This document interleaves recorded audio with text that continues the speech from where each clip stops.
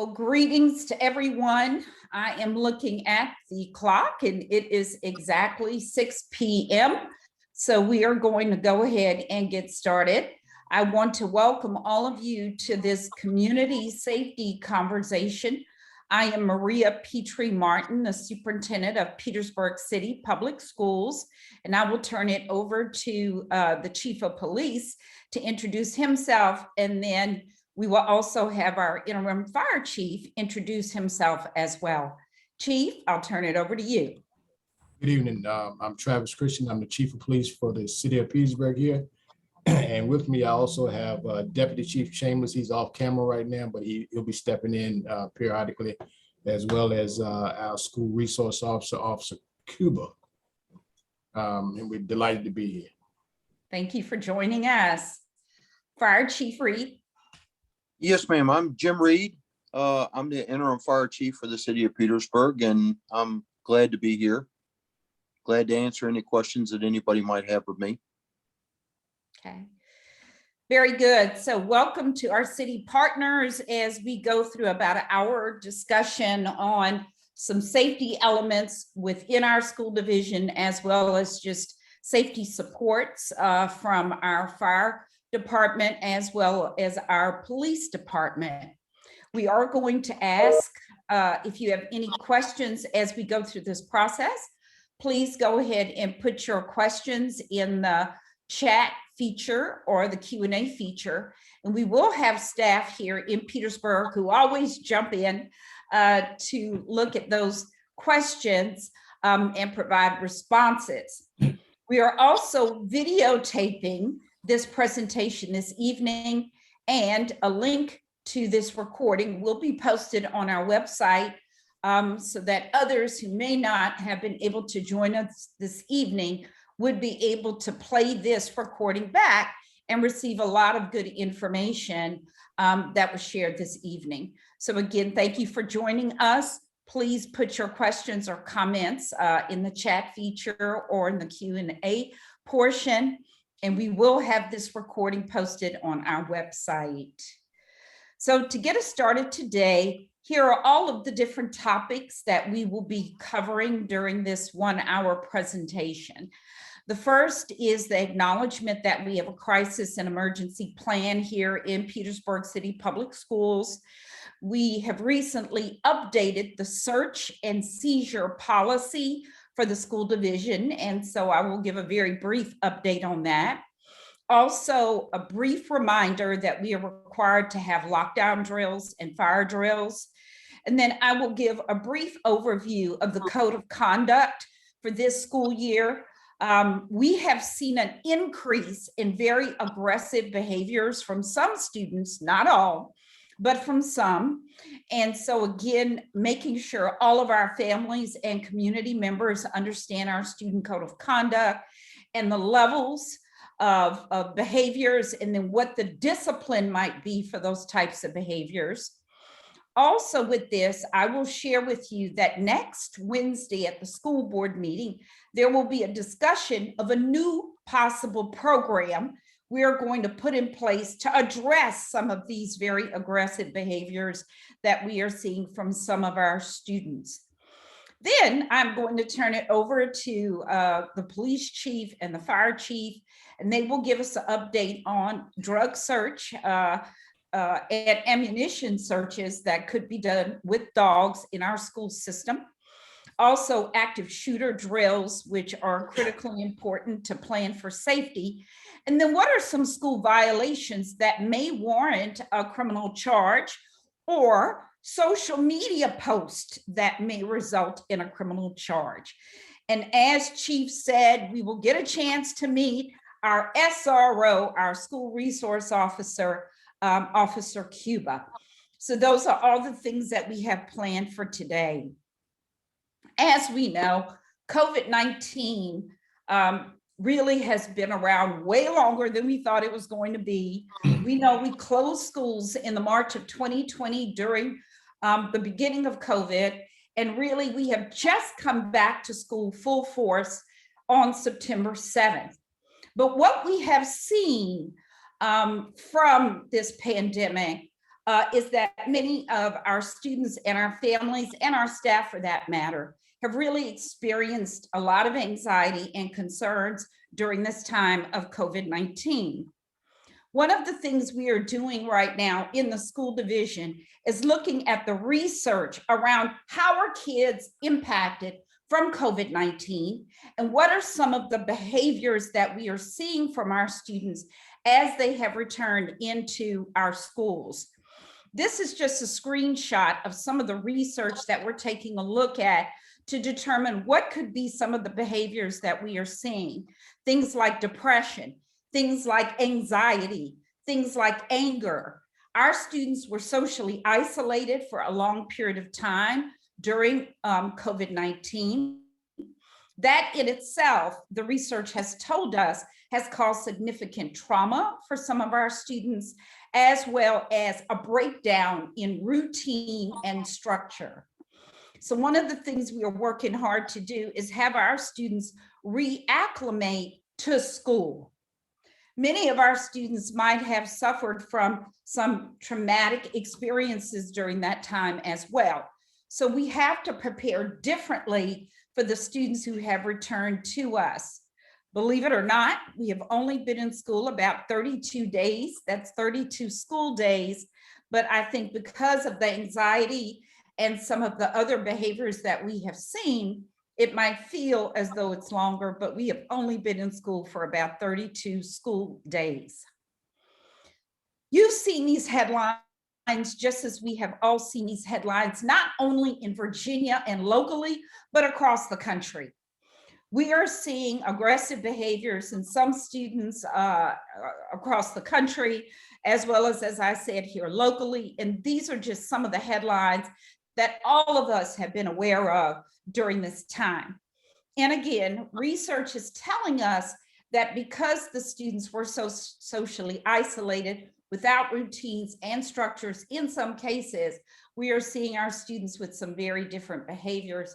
So we, as a school division and as a community, have to respond differently.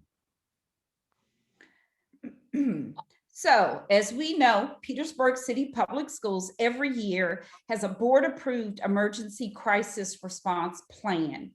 This is a plan that actually was approved by our board back in early September before the school year started. In this plan, we have a lot of different items that help schools and the central office prepare for any type of an emergency response that may be needed. So one of the things that we have done is to ensure that all of our staffs are receiving training on this particular document. Every single school should have a crisis response team, and they should have roles and responsibilities at the district level to support each school's crisis response team. And there's everything in this document from evacuations to sheltering in place, to tornado warnings, violent acts, transportation events, and so on. So we do have a plan in Petersburg City Public Schools to address a lot of these emergency and crisis situations, and we will certainly use them if needed.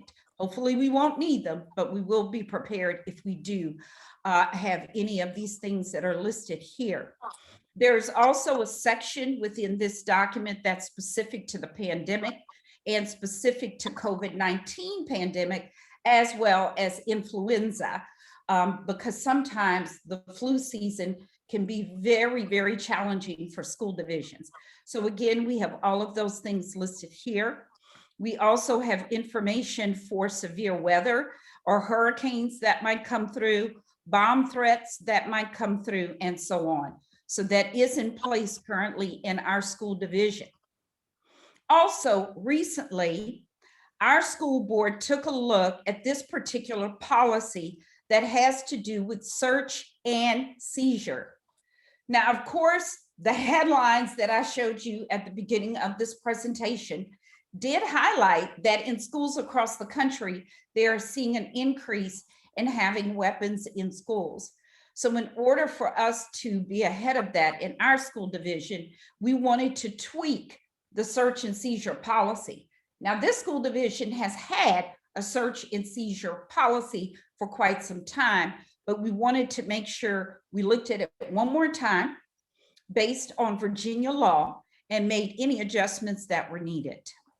So here are some of the adjustments that were needed to that search and seizure policy. So here it clearly says that random, suspicionless screening of students may be conducted. And in the previous policy, that was not as clear, and we wanted to make it very clear that on any given day, we could be doing random and suspicionless screening of students through metal detectors and wands. Also, we needed to ensure that we updated a lot of the signage in our buildings. So you will see very shortly, we will have additional signs that speak to all students being subject to metal detector screenings, especially at the secondary schools. So we have not gone there at our elementary schools yet, but for our secondary schools, you will absolutely see these things in place as we move forward. Nothing unusually new or different, but we definitely want signage that is big and broad so that people are aware that these things aren't in place, and on any given day, those things will be occurring. It says here, school officials may conduct a generalized point of entry inspection of the contents of students' bags, backpacks, purses, and other containers as well. Again, this might have been mentioned briefly, but we wanted to highlight it in this new policy to make sure that everyone is aware that these are searches that may be occurring. So metal detectors, wands, as well as what is called a point of entry inspection, where student bags and backpacks or handbags could be searched as well. Also, you will see signage such as this posted at our schools where it says not only students, but visitors could be subject to inspection of closed bags, backpacks, purses, and other containers. And it also goes on to say, in the event metal detector screening or inspection of bags, backpacks, purses, and other containers cannot be conducted on all students entering school property, school officials could employ a randomized search pursuant to a consistent formula. So our schools could say every 10th student, every 5th student, and that is the randomization process that would be used for any search of any type of items. So these are all things that were highlighted as new or more clarified items within our search and seizure policy of Petersburg City Public Schools.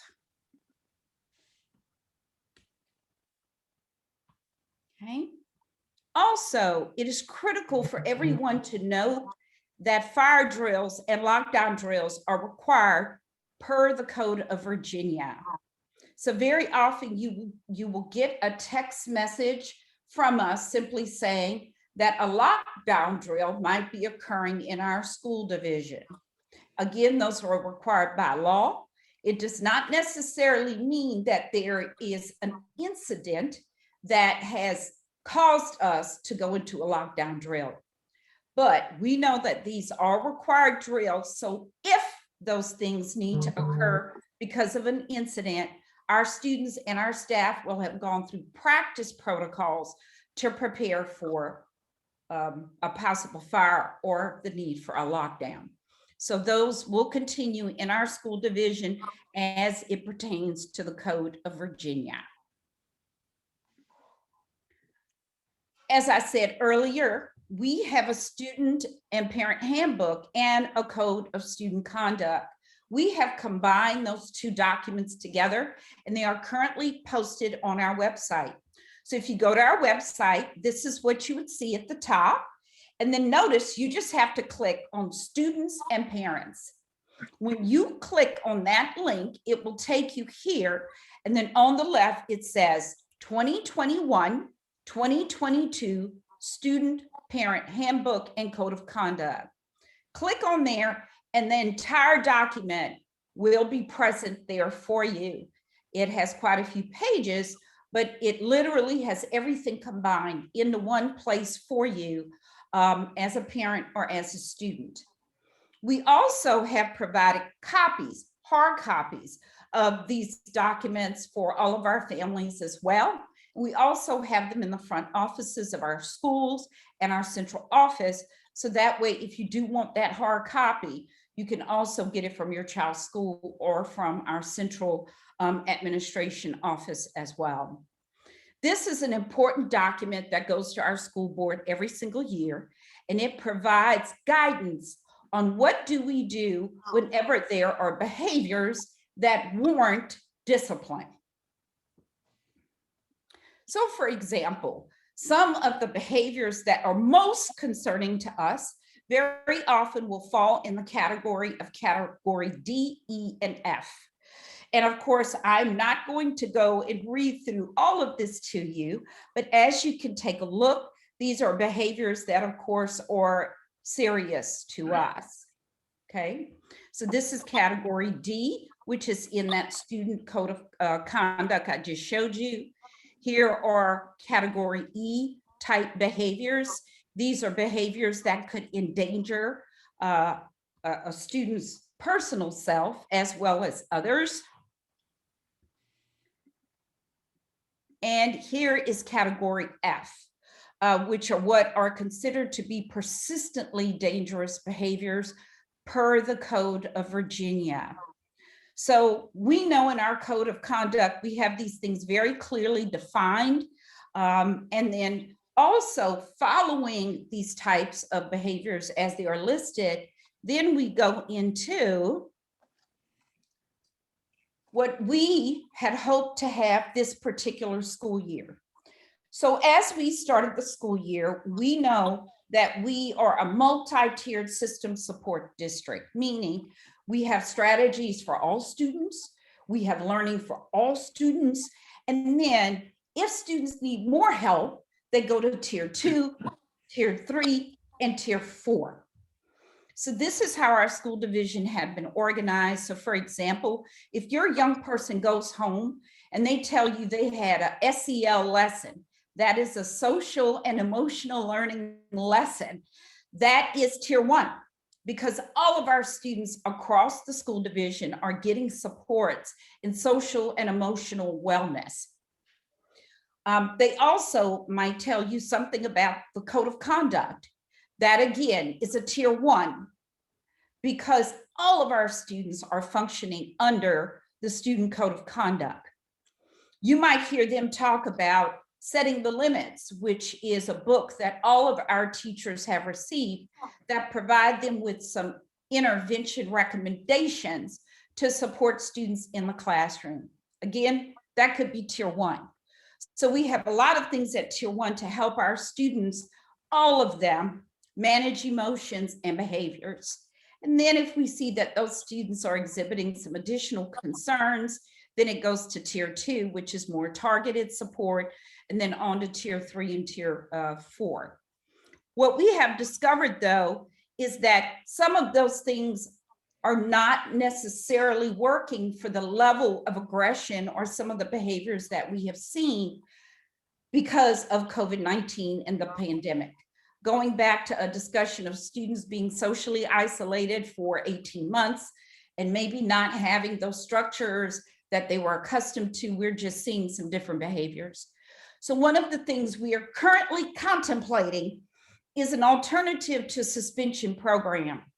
Let's face it, when children are suspended from school, they're not necessarily getting supports on those days that they are just suspended. And this might not be for all of our students, but some of our students might enjoy that time off. So what we're trying to do is provide them with additional supports that go beyond those tiered supports that were just mentioned in a possible alternatives to suspension program. Now, it would obviously include things like academic assistance, possibly character development and character building, also preparing students for the workforce. But students would not just be suspended, but they would actually go into something that could help them fine-tune and give them some skills coaching. This is something we're working on. And here are some of the things that might be in that program. Restorative chats, where students actually will try to understand the harm that maybe they have done or the harm that has been done to others.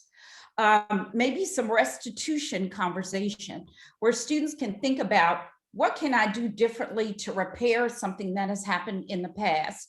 Or skills coaching, where students can work with adults to kind of enhance some skills so that conflict resolution might be your first step, as opposed to aggressive behaviors like fighting. So here are just some of the things that could be part of that program, where students actually can get some tools to hopefully improve. Also, we're looking at a fatherhood and fathers program in the city of Petersburg. And hopefully we have a lot of folks on the line who might be willing to join us. You might have seen the news this weekend where there was a high school in the state of Louisiana where a group of concerned dads began to patrol the high school, and they saw a lot of the aggressive behaviors start to decline. So under the leadership of Ms. Pam Bell, our student advancement officer, we are beginning that process of looking at that type of initiative here in Petersburg City Public Schools, because we know our parents are our partners and they can help us through this critical time that we are currently in. So next week at the PCPS school board meeting on November 3rd at 6 p.m., we hope to have a discussion about what could different programming look like to address some of those aggressive behaviors that we are seeing. We can't use the old playbook during this critical time.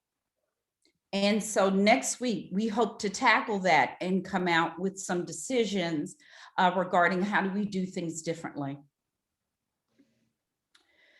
So I'm going to pause now and turn it over to Chief Christian and his team, as well as the interim fire chief, Reid, because they're going to share with us some information about all these critical pieces that can help us with safety in our schools. Thank you, Dr. Pitre-Martin. And good evening to everybody again. As Dr. Pitre-Martin stated, we have seen some increased calls for service in the school systems. And quite frankly, a lot of it has to do with disruptive behavior. As a law enforcement agency here, we're charged with keeping our schools safe and building relationships with our students in the schools. And but first and foremost, we have to make sure that the learning environment is safe for all. That's including students, staff, as well as parents that come by to visit. So as we take measures to foster a safe environment and a drug-free environment, some of the things that you'll see us doing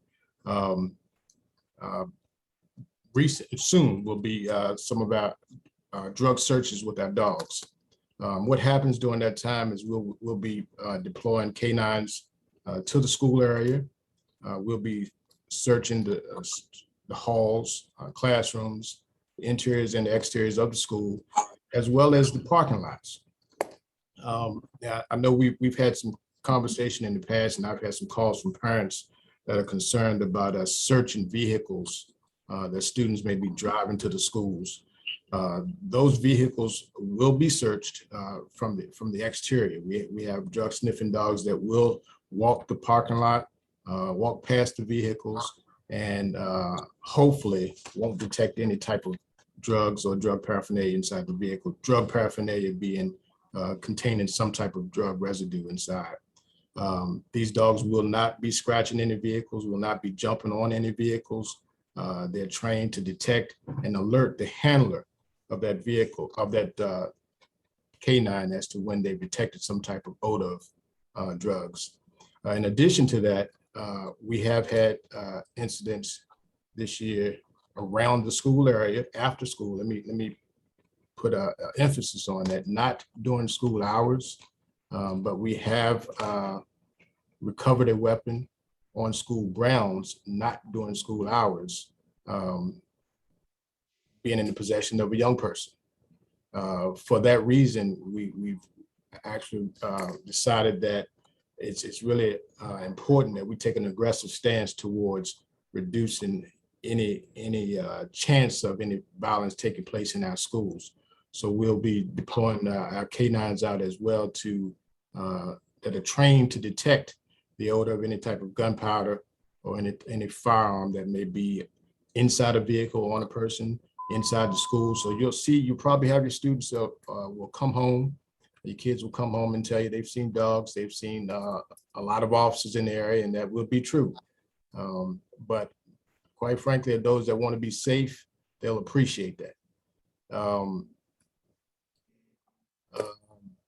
In conjunction with the fire department, with Interim Fire Chief Jim Reid, we've been in conversation to take part in some active shooter drills. This is something that we're planning to do sometime around the spring, and Dr. Pitre-Martin will be coordinating that with you and your staff as well. We'll be looking to have some acting participants that'll come in and take part in some of the role playing. We'll utilize some of the, we'll be bringing in a lot of the other city entities to be involved in some of the role playing and things that will take place during the active shooter drill. We all play a part in any type of situation that could occur that could bring harm to our schools. So therefore, we'll be bringing a lot of different resources in. But that's something that we'll make notification in advance to the parents and to the school staff as we're planning to take part in these active shooter drills. It takes a lot of coordination to pull this off. Therefore, it will take some time, but our plan is to try to do that sometime around mid-spring to get that off the ground and going. As I said, I've been in conversations with Fire Chief Jim Reid, and his staff as well will be assisting us and participating in that. One of the questions is school violations that may warrant a criminal charge. So while I want to kind of make it understood, our police officers that are assigned to the schools, they're not there to enforce school rules, but they are there as a body to build relationships, foster relationships with our students, and that kind of goes along with our efforts to build trust within our community. But they are there to enforce the laws of the Commonwealth. And so as we talk about the violations that could occur as a result of disruptive behavior, things such as disorderly conduct, assault and battery, being in possession of firearms, these are the things that could occur not just on school grounds, but anywhere in our city, that if an officer has to make a lawful arrest, he will do so. Keep in mind, again, as I said from the very beginning, our mission and our goal is to keep everybody safe.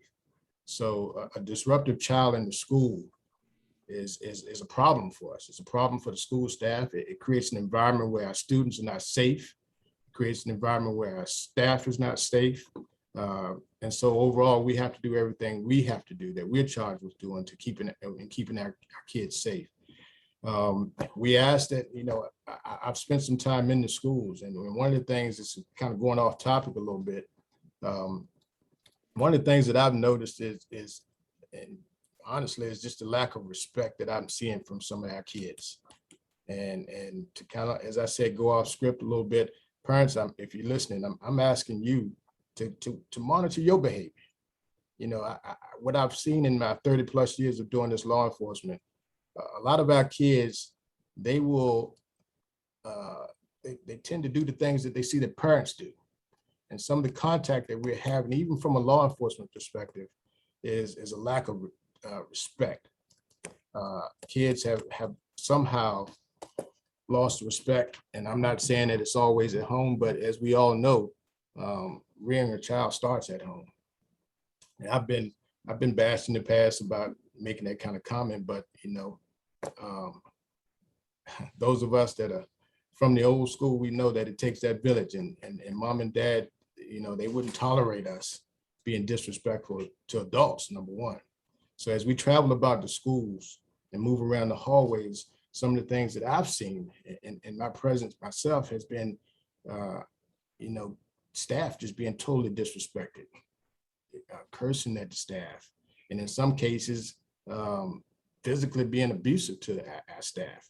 So from a law enforcement standpoint, that's something that we won't tolerate. If we're called in to assist the school in keeping them safe, and we see that students are being disruptive in a case that could warrant some type of harm to another student or staff member, yes, we will have to take enforcement actions.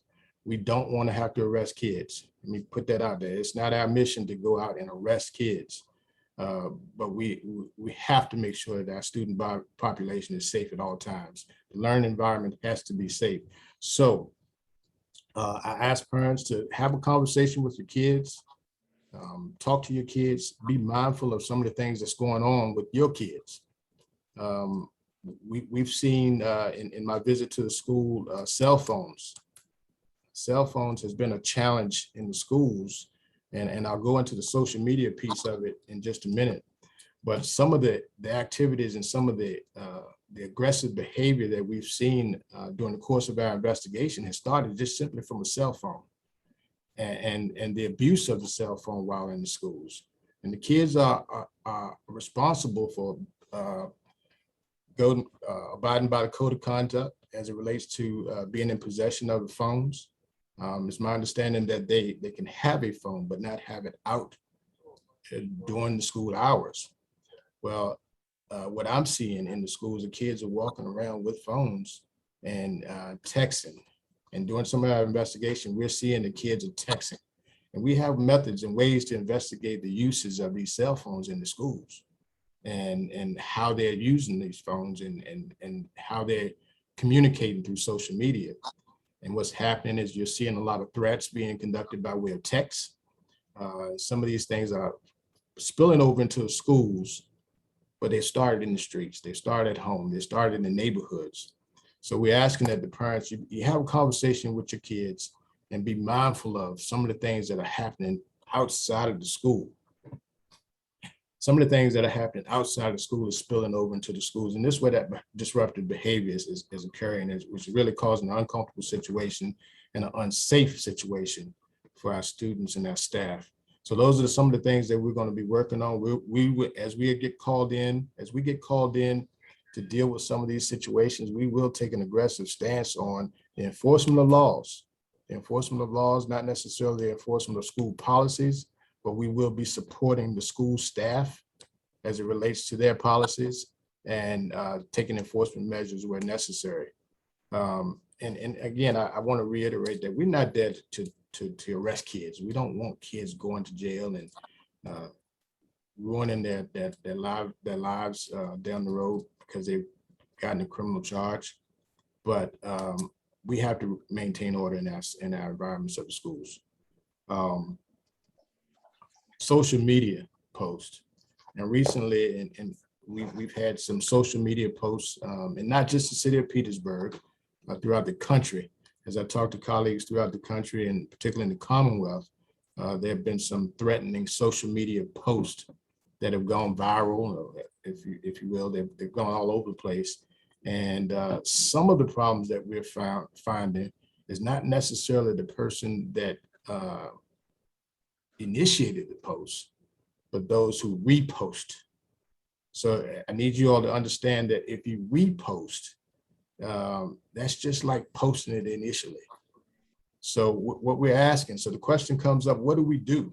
What do we do if we find a threatening type post that's been posted on social media? How do we let others know?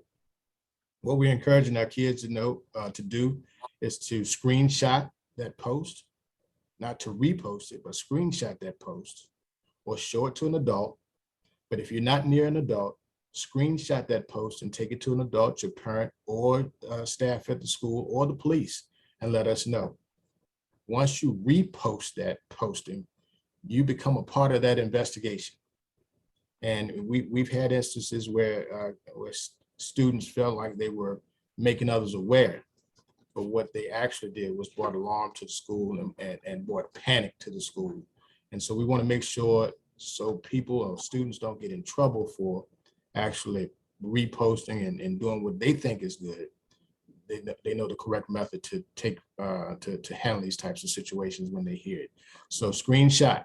If you see any type of posting, screenshot that post and share it with an adult in person, not by post. Okay. Again, I'll talk just briefly again about weapons on school. There are absolutely no weapons on school grounds. As we move about the schools, we will be looking inside of vehicles. We won't be opening doors, but we will be our instructed officers as they move around the parking lots of schools. Look inside vehicles. That's for staff and students as well. If we come across any type of weapons, then that will warrant a conversation that we'll need to have with that staff member or student or visitor of the schools. Last thing that I'll ask is, and this again, this is to the parents. If you have a situation that you need to address with the school, do it in orderly fashion.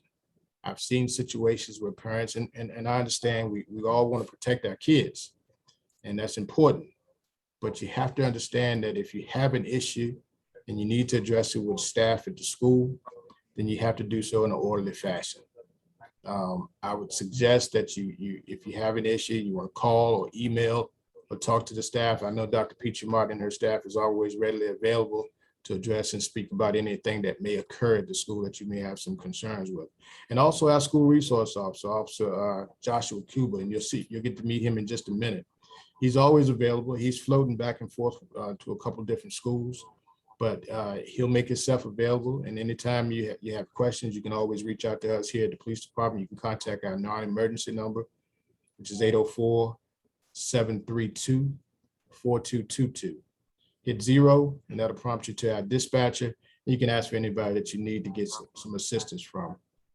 But again, I'm asking the parents that if you have these issues, make sure that you contact our staff here at the police department. Make sure you contact the staff at the school, but do so in an orderly fashion because our kids are watching.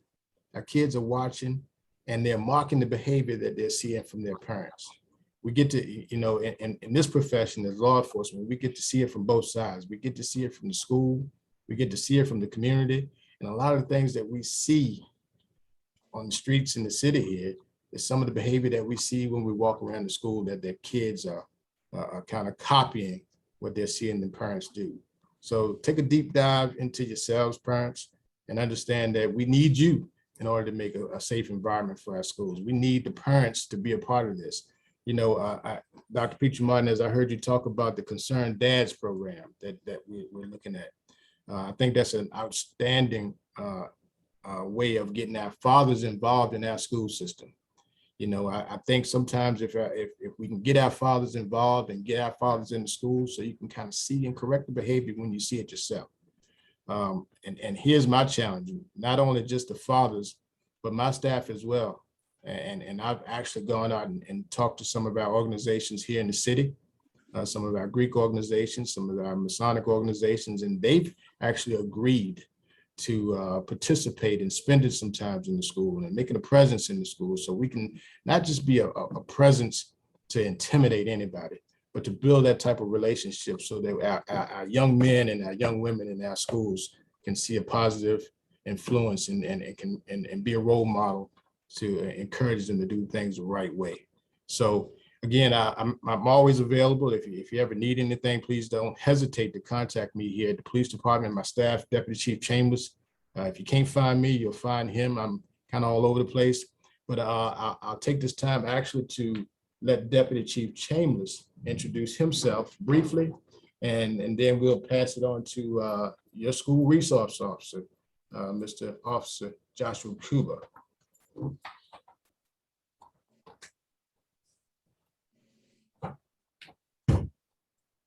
Good evening, everyone. I'm Deputy Chief Emmanuel Chambliss. Like the chief said, it's very important for us here at the Petersburg Police Department that the children that are attending the school system here are safe.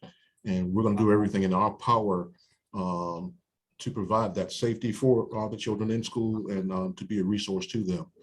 So again, if you need any assistance from us, please don't hesitate to call. I'm available also at the number that the chief provided, 804-732-4222. And again, hit that 0, it'll go to dispatch, and dispatch will get in contact with us. Thank you.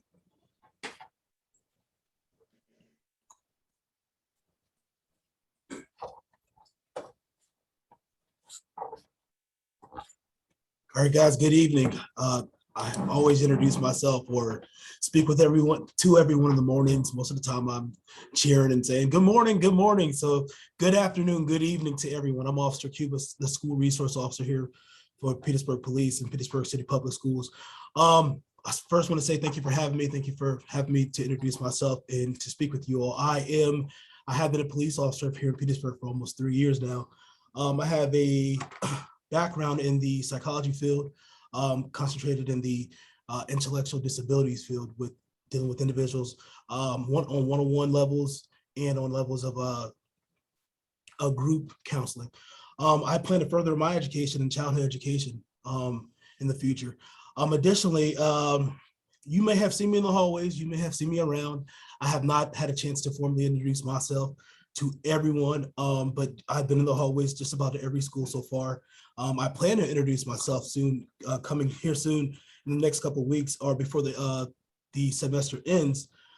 I do want to say, as the chief stated previously, with the measures as far as the intruder drills, the fire drills, and additional goals and additional measures to keep everyone safe, I'm on board with that, and I do look forward to going forward with that things that the chief has stated next month, not next month, but next semester. Listening to, of course, the chief, the deputy chief, and Dr. Pitre-Martin, I was elated to hear about the program that we could be starting with the fathers. I think that is an amazing program that we could have to have our fathers in the city come amongst the students and the staff and be amongst everyone and help with the educational process of the schools. I think that would be an amazing idea. Also, before I do go, I do want to say, and I had to mention it with the chief, I'm here for your safety. I'm here for your well-being. I'm here for your I'm here for you. I'm here for all of you. I'm here for the teachers. I'm here for the staff. I'm here for the students. And I just want everyone to understand that that's my goal. That is why I am in here. That's why I will be amongst the schools. And before I do go, working under the direction of our chief and the command staff, and in concert with Petersburg City Public Schools, we aim to maintain a safe, secure, and orderly learning environment for everyone, for the students, the teachers, and the staff. And I do want to make sure that everyone understands that. And additionally, one of the models that I have put out, or that I have been saying to students, and they have heard me, I think today or last Friday, a student mocked me as I said it, and I was happy that she mocked me. One of the models that I put out that I have been saying is choices have consequences, make wise choices. I will echo that in the hallways because I heard it when I was growing up. I heard it in high school. I heard it beyond. And I think it's imperative that we be positive in saying it. Choices have consequences, make wise choices. So as I end this, I hope that everyone can understand. I hope that everyone see that that's what I'm here for. And I look forward to working with you all. Dr. Pitre-Martin.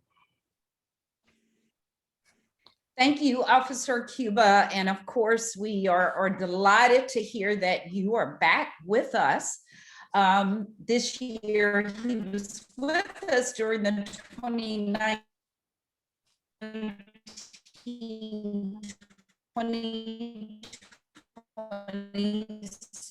school year at Vernon Johns Middle School. And we're just, Chief and I certainly hope for it at some point, but we are thrilled with Officer Cuba being with us at this time. It's kind of dragging, or is it? Dr. Pitre-Martin, can you hear me? Okay, so any questions or comments in our chat feature? I'm sorry. Oh.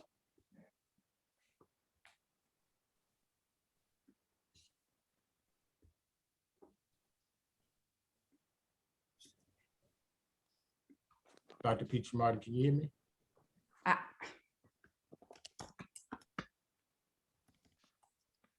Can you hear me?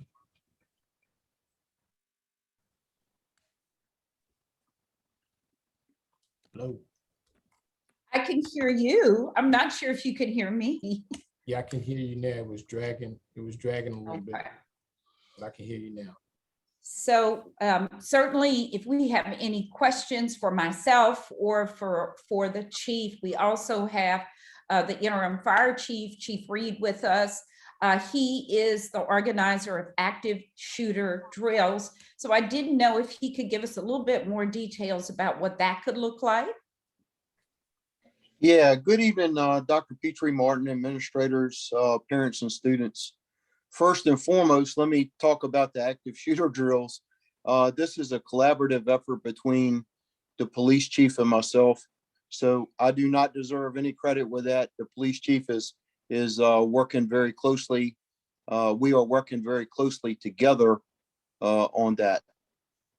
Let me first of all start out by addressing some safety issues. We want to keep safety in the school. We want the students to be safe, staff and administrators to be safe, and of course our visitors. As a part of providing a safety net for the school system from the fire rescue point of view, the fire marshal's office, with oversight from me, because they work for the fire department, conducts annual fire inspections.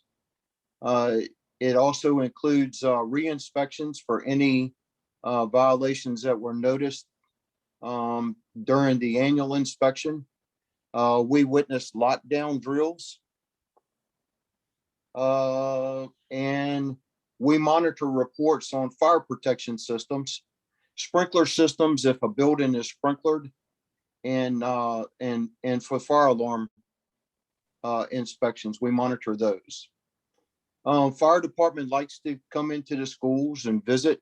COVID has slowed our community engagement efforts, and we look forward to getting back into the schools and engaging with school administrators and parents and students. So we look at being able to get back into the schools. From a regulatory standpoint, a lot of times we get reports of pull stations that are being pulled, the fire pull stations. So a fire marshal will go to the school and investigate an activation of a pull station.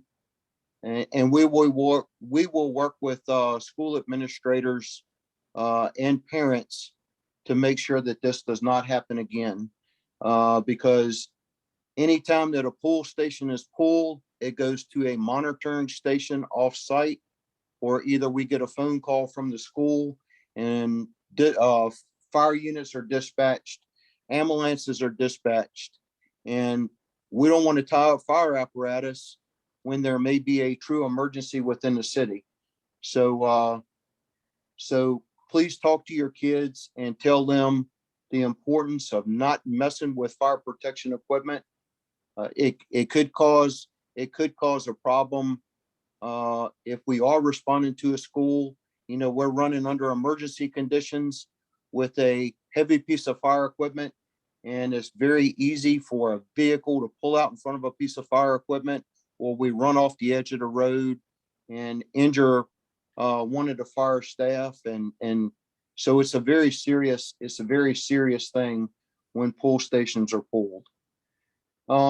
If there's any instance that causes the fire department to respond or an ambulance to respond, say somebody calls 911 and calls in a false alarm, that's a big deal to us. Again, just like pulling a pull station, if somebody calls 911 and reports an emergency that requires response of fire equipment, you know, apparatus could get involved in accidents and etc.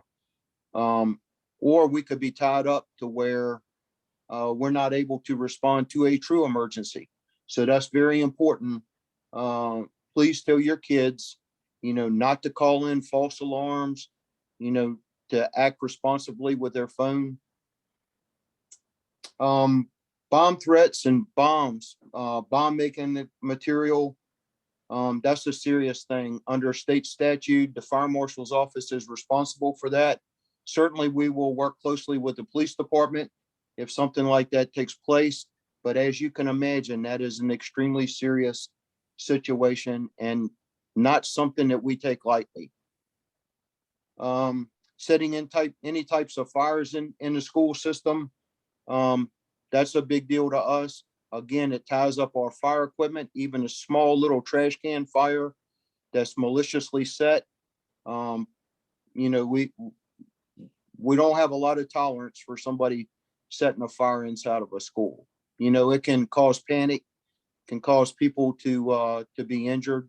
So again, fire marshal staff would respond to the school and deal with it appropriately, whatever that looks like. Now, you may see some fire department staff out at the COVID clinics at the schools. Chief Mahalik, which is my operations chief, he is also the infectious disease officer for the city, and he participates in the COVID clinics at the schools. So you may be seeing some fire department staff there to assist him. He monitors COVID on a daily basis. Every day, he's tracking the progression of COVID and any potential exposures that we may have to city staff all across the city. So that's Chief Mahalik that gets involved in that. So I'm going to sum up my piece. My telephone number out at Fire Administration is 804-733-2328. And that's the number to Fire Administration. And again, my name is Chief Reid, Jim Reid, R-E-I-D.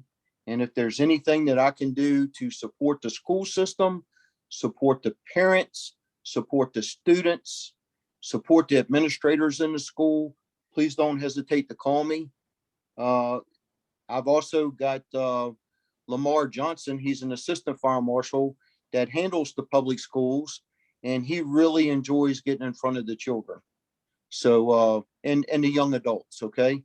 So we like to do programs within the school.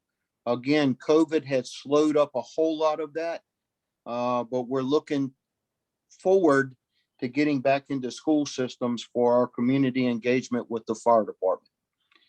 So that's all I have. And Dr. Martin, thank you for having me on.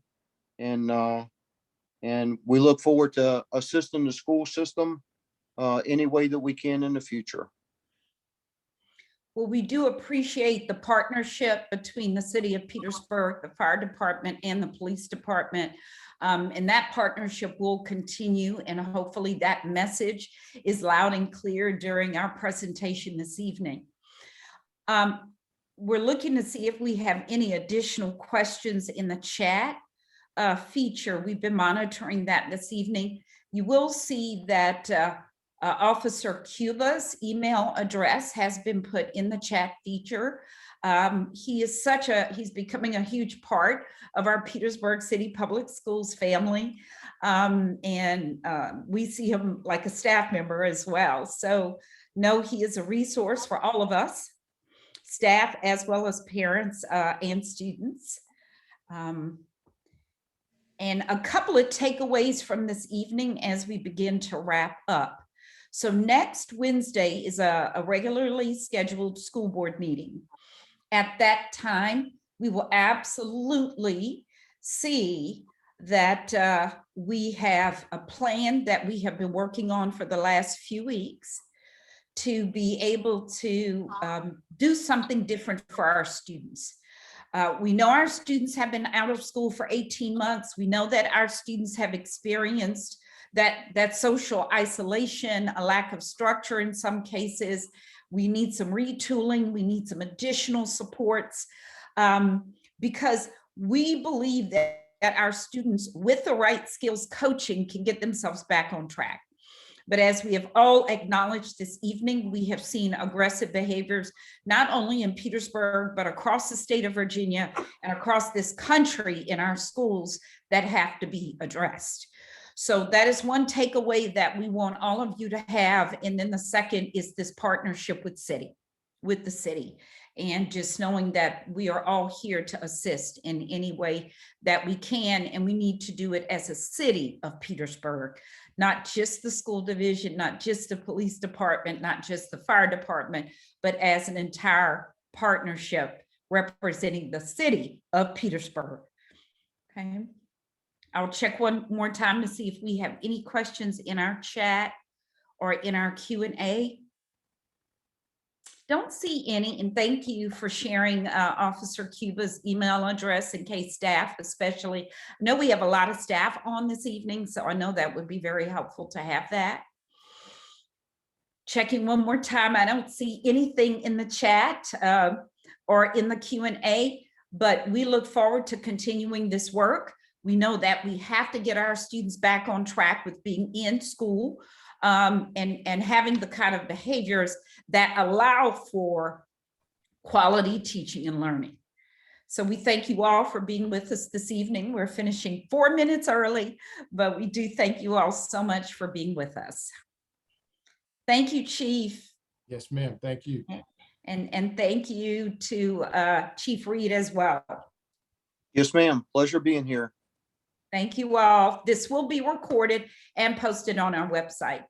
So thank you all. Have a good evening.